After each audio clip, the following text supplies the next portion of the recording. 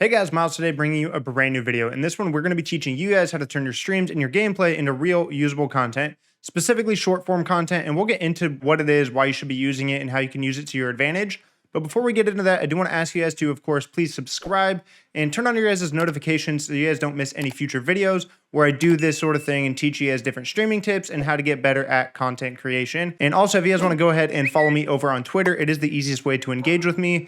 With that being said, let's get into this video. So what is short form content? Short form content is anything from say 5 to 10 seconds to about a minute. Technically, you could extend that to around the 2 to 3 minute mark, but I find that a minute is about the longest that you can really pump things out and keep people engaged. And this is the sort of stuff that you're gonna find on TikTok, YouTube Shorts, Instagram Reels, maybe some other social medias as well, but definitely the big three. Now, why should you be making short form content? Why should you be turning your streams and your gameplay into short form content?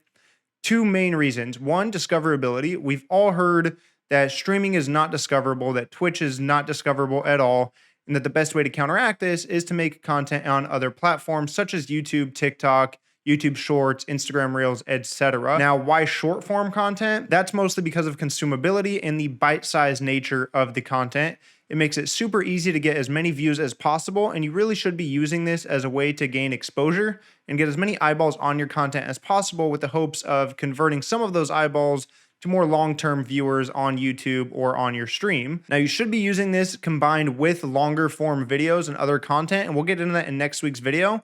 But again, the two big reasons are discoverability and consumability. It's just so much easier to get tons of exposure on short form videos because of their bite-sized nature. Now, how are we gonna do this? Very simply, we're gonna be using a tool called CrossClip. So let's head over to the computer. Now, CrossClip is a software, a browser-based software introduced by Streamlabs that basically lets you take any of your Twitch clips and quickly turn them into vertical content for the previously mentioned social medias. So all I'm going to do is head over here to Twitch, find a clip that I already have pulled up here. I'm just going to copy the URL, and then over here, I'm going to go to crossclip.com. I'm going to go ahead and punch that URL in and click Get Clip. Now from here, again, entirely browser-based, you have an input, which is the clip itself, and then the output, which is what the software is going to convert it to. So I have my little orange box here. If I drag that over my camera and resize it, then you guys will notice over here, I actually can see what that will look like. And if I turn off the outline or the output borders, you guys can see exactly what this looks like. Now you guys can come in here and mess with this a little bit more. If I wanted to, I could use landscape or square. I could also mess with the layout. They do have some presets here. If I go to browse layouts, they do have these three. You can save some as well. I'm a big fan of both portrait split and portrait crop. If I do the crop one, once it loads and I bring the camera over here and resize it, is again, you're gonna see on the output preview what that would look like. So the actual vertical clip along with the portrait camera down here. Now I'm gonna go ahead and just do the regular portrait split. So I'll resize that once again. And then within here, if you wanted to, you could get more creative with this. If you were to buy the pro version, which is $5 a month or $50 a year, you could add additional layers to this and get more creative, as well as export it in a higher resolution and frame rate. But once you're done, once you're satisfied with the way that this looks, we're just gonna click compile. We're gonna name our clip. I'll just say MWR clip. And from here, you're gonna select your frame rate and resolution. The free version is gonna give you 30 FPS at 720p. Again, the pro version, which is $5 a month or $50 a year, will allow you to go up to 1080p and 60 frames per second. And again, add more layers. Once you're done with this, you're gonna click Start Compilation. And while it's compiling, I do recommend you guys head over to your phone and download the CrossClip mobile app, sign into your Twitch account or whatever account that you are using. And once the clip is done compiling, you'll be able to actually view that directly on your phone and go from there and share it to your other social media accounts. But for now, we'll just do this all browser-based. So let's come back over here. Now that the clip is done compiling, I can connect my TikTok account if I want to, or I can just click the share icon and I can tweet it, post it on Facebook, share it on Reddit.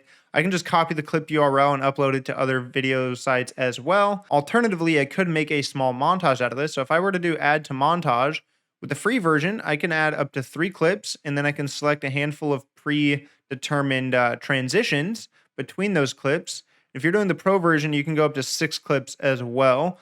I'm not going to do that right now, but it is a really neat tool. And again, just like the other 2 videos we've done this month, this is not going to require a capture card or a powerful PC at all. You're going to be able to do this entirely browser-based. I do also want to mention that the free version will give you this watermark up in the top left-hand corner. With the pro version, the watermark goes away, so keep that in mind if you guys do want to subscribe to CrossClip Pro. I think if you're just starting out, then you really don't need to. Just get in the flow of basically creating these TikToks and getting as much content out as possible. Now, I do also want to mention a couple of things before we wrap this up. If you guys have an editor that you're familiar with using, like Adobe Premiere Pro, Final Cut, DaVinci Resolve, Luma Fusion, if you guys don't know what that is, it's a really, really good mobile editing app, probably the best one on the market. But you guys can do that just as easily in those softwares if you're familiar with them. But this video is more targeted towards those that don't have the softwares, they don't have the experience in editors, or maybe they just don't have a computer powerful enough to really render video. And I also want to mention how you should be going about your streams to kind of prepare for this sort of stuff. Now, obviously, you can use highlight clips and cool moments that happen in the game, those kind of spontaneous clips that just kind of happen. You don't see them coming. But you can also be thinking about it in the back of your head while you're streaming to basically have a moment in your stream that you know is going to make a good clip, right? If you are a really good Apex player, maybe you're going to spend 30 seconds to 3 minutes during your stream teaching something in the game or talking about something in the game or just having a conversation with your chat revolving around whatever. And you know that this is going to be a really good clippable moment. So just keep that in the back of your head, right? Anything that's helpful or informational is always good. Really good conversation pieces, a really good recommendation for new streamers is to keep a list of talking points.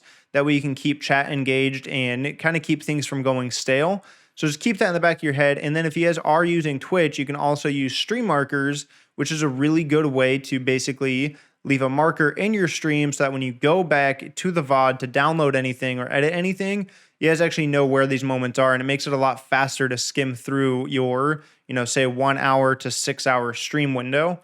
You guys can just go to your stream markers. You guys can name them and everything. It makes it very, very easy to go back and get these pieces from your stream and pump them out on these other social media platforms.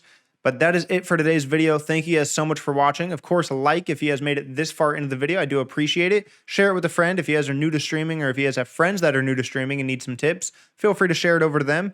And also be looking forward to next week's video. We'll be talking about this exact same thing for the most part, except more long form content. So how to turn your streams and gameplay into longer form content. But that's it. Hope to see you guys on the next one, and I'm out. Peace.